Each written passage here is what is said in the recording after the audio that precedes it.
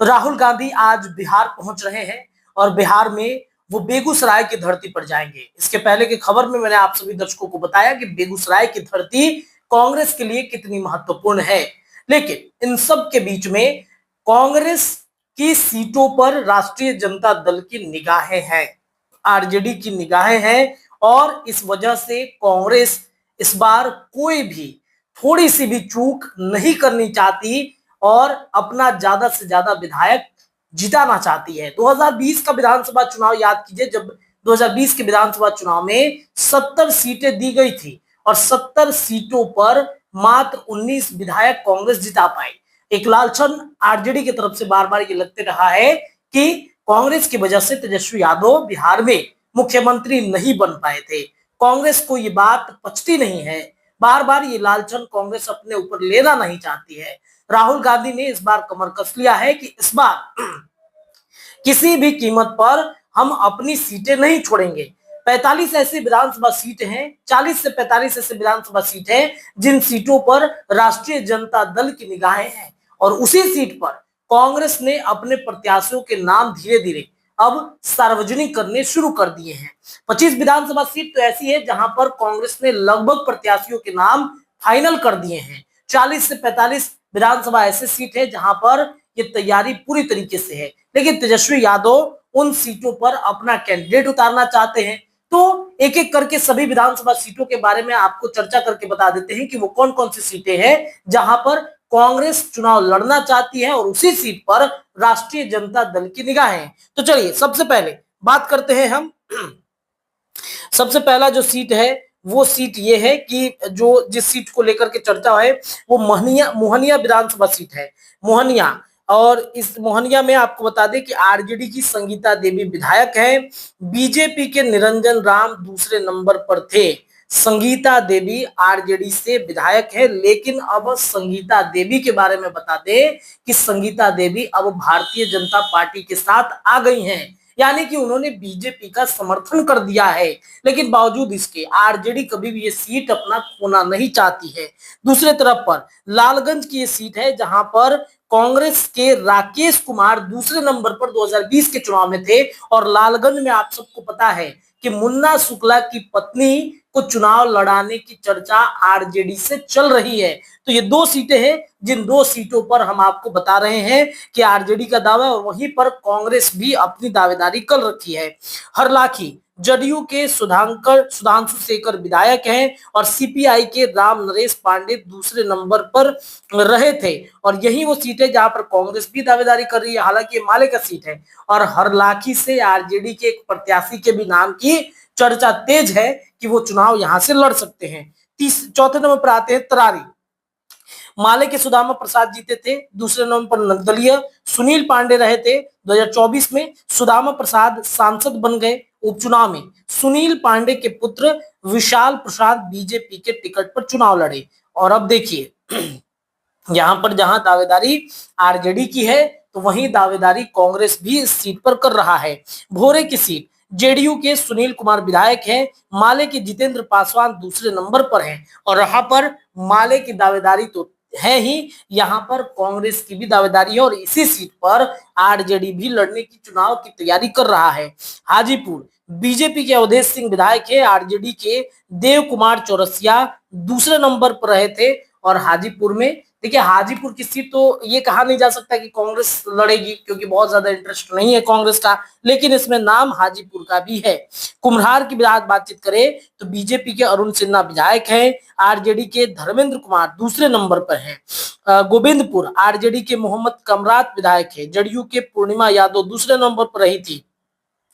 Benipatti BJP के विधायक है, विनोदानंद झा विधायक है और कांग्रेस की भावना झा दूसरे नंबर पर रही थी। विक्रम की अगर बातचीत करें तो कांग्रेस के सिद्धार्थ जीते थे और अब कांग्रेस से सीधे वो चले आए हैं।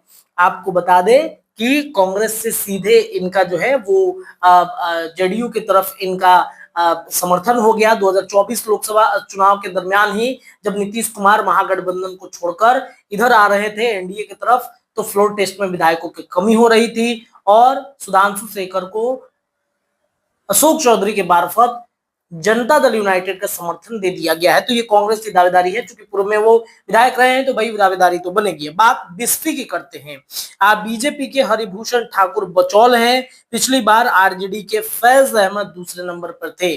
तो बिस्फी से भी कांग्रेस की दावेदारी मजबूत है और कहा जा रहा है कि बिस्फी से कांग्रेस ने कैंडिडेट भी खोज लिया है। मांझी विधानसभा क्षेत्र की बातचीत करते हैं। महाराजगंज में ये पड़ता है। सीपीएम के डॉक्टर सत्येंद्र यादव विधायक है, निर्दलीय राणा प्रताप दूसरे नंबर है और जदयू की माधवी कुमारी तीसरे नंबर पर भी है। और यहीं पर दावेदारी मांझी विधानसभा सीट पर भी कांग्रेस की है। चैनपुर से जमा खान विधायक है, वो बीएसपी से जीते थे 2020 में, लेकिन जीतने के बाद जेडीयू में चले गए। इन सीट पर कांग्रेस एक महिला को लड़ाना चाहती है। जी हाँ, चैनपुर की विधानसभा सीट है। गया टाउन की बातचीत करें तो प्रेम कुमार विधायक और मंत्री भी हैं। कांग्रेस के अखौरी ओमकार नाथ दूसरे नंबर पर 2020 के विधानसभा चुनाव में ये लड़े थे। टिकारी हम पार्टी के प्रदेश अध्यक्ष अनिल कुमार विधायक हैं। कांग्रेस के सुमन कुमार दूसरे नंबर पर रहे थे। बात अगर वजीरगंज की करें तो वजीरगंज से बीजेपी के वीरेंद्र सिंह विधायक है। कांग्रेस के शशि शेखर दूसरे नंबर पर थे। वारसलीगंज की बातचीत करें तो बीजेपी की अरुणा देवी विधायक है। कांग्रेस के शशि कुमार दूसरे नंबर पर थे।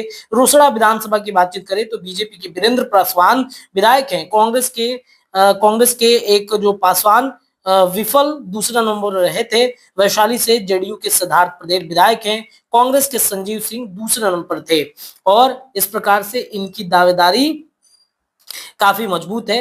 वहीं इन सीटों पर सबसे ज्यादा दावेदारी है। अब बात विक्रम की करें तो सिद्धार्थ जीते थे यहाँ से, और सिद्धार्थ जीतने के बाद आपको पता ही है कि कहाँ पे उन्होंने जो है वो अपना समर्थन दे दिया है। बेगूसराय में भी बातचीत करें तो बेगूसराय में आज ही मैंने आपको बताया कि कैसे जो राहुल गांधी है वो जा रहे हैं। बीजेपी कुंदन सिंह विधायक है। कांग्रेस के अमित भूषण दूसरे नंबर पर रहे थे। नरकटियागंज से बीजेपी की विधायक रश्मि वर्मा है और वहीं पर कांग्रेस के विनय शर्मा दूसरे नंबर पर रहे थे। रामनगर में बीजेपी के रामप्रीत पासवान विधायक है और आरजेडी की राम अवतार पासवान दूसरे नंबर पर रहे थे। बछवाड़ा विधानसभा क्षेत्र जहां पर बीजेपी के विधायक सुरेंद्र मेहता विधायक है और दूसरे नंबर पर अवधेश कुमार राय थे। रामगढ़ में आरजेडी के सुधाकर सिंह चुनाव जीते थे। दूसरे नंबर पर बीएसपी के अंबिका सिंह थे। बगहा से बीजेपी के विधायक राम सिंह विधायक हैं। कांग्रेस के अभय जयमंगल सिंह दूसरे नंबर पर रहे थे। तो इस प्रकार से ये जो सीट है, इन सीटों पर कांग्रेस ने अपनी दावेदारी तेज कर दी है। 2020 19 सीटों पर जीत हुई थी, जिसमें अररिया से अबिदुर रहमान है, किशनगंज से इजहारुल हुसैन है, कस्बा से मोहम्मद अफाक अहमद है, आलम है, कदवा से डॉक्टर शकील अहमद है, मनिहारी से मनोहर सिंह प्रसाद है, मुजफ्फरपुर से विजेंद्र चौधरी हैं, महाराजगंज से विजय शंकर दुबे हैं, राजा पाकर से प्रतिमा कुमारी दास है, खगड़िया से छत्रपति यादव हैं, भागलपुर से अजीत शर्मा है, जमालपुर से अजय कुमार सिंह है, विक्रम से सिद्धार्थ गौतम है, बक्सर से संजय कुमार उर्फ मुन्ना तिवारी है, राजापुर से विश्वनाथ राम है, चिनारी मुरारी प्रसाद गौतम है, करहगढ़ से संतोष कुमार मिश्रा है, कुटुंबा से राजेश कुमार है, औरंगाबाद से आनंद शंकर है, शिशुआ से नीतू कुमारी है। और नीतू कुमारी के बारे में भी चर्चा थी कि वो शायद जा सकती है जेडीयू के साथ में।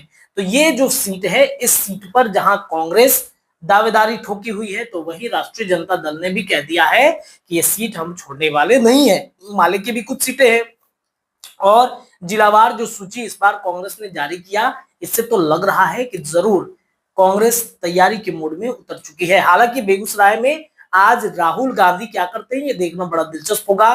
क्या बड़ा ऐलान करेंगे, ये भी बहुत बड़ी खबर होगी जब राहुल गांधी ऐलान करेंगे। तो फिलहाल इस रिपोर्ट में इतना ही। आपको ये खबर कैसी लगी हमें जरूर बताइए। बहुत बहुत शुक्रिया।